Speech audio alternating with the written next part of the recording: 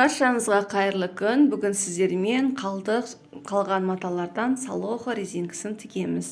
Ол үшін бізге осы 20 және 45 сантиметрлік мата қажет, және де 18 сантиметрлік резинке аламыз. Матаны қиып алып, видео бойынша беттестіріп, түйрелеп алып, әрмен қарай машина тігіске салатын боламыз.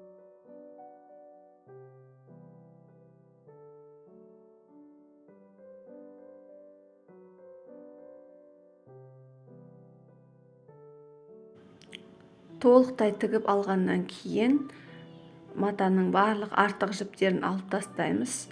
Оң бетіне қарай аударамыз және оны үтіктеп аламыз жақсылап. Одан кейін екі шетін ішке қарай 1 сантиметр қайыра отырып үтіктейміз. Ол кейін бізге резинке өткізгеннен кейін бір-біріне беттестіру үшін қажет болады. Одан кейін А4 форматта қағаз аламыз. Оны 4 бүктейміз. Видео бойынша бүктеп аламыз.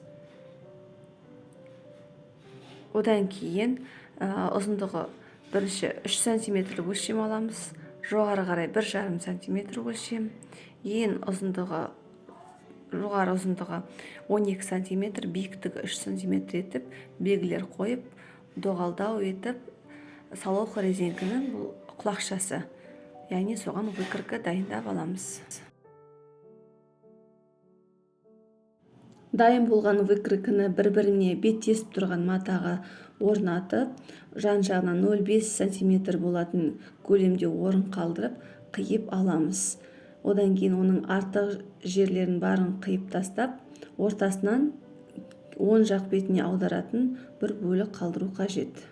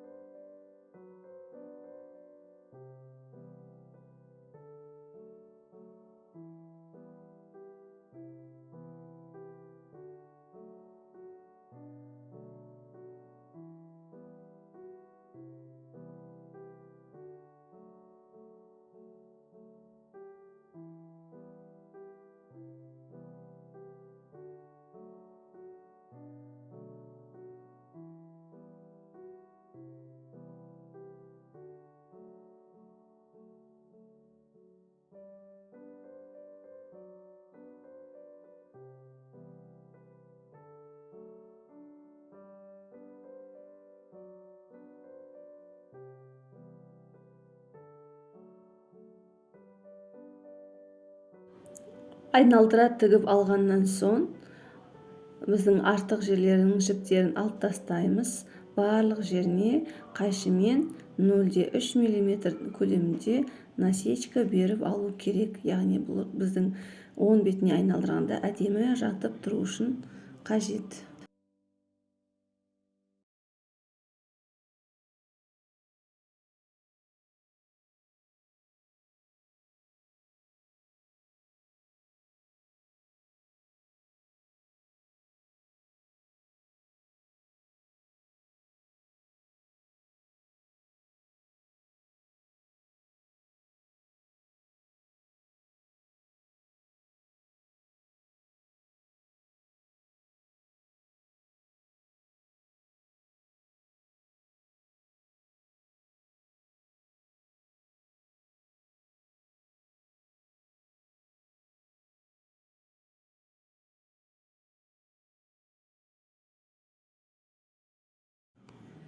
Оң бетіне аударып алып, ортаңғы бөлікті машина тігіске салып алып, бұны да жақсылап үтіктейтін боламыз. Одан әрмен қарай негізгі бөлікке резинке орнатып, оны машина тігіспен немесе қолмен, инемен түйрелеп тігсе болады.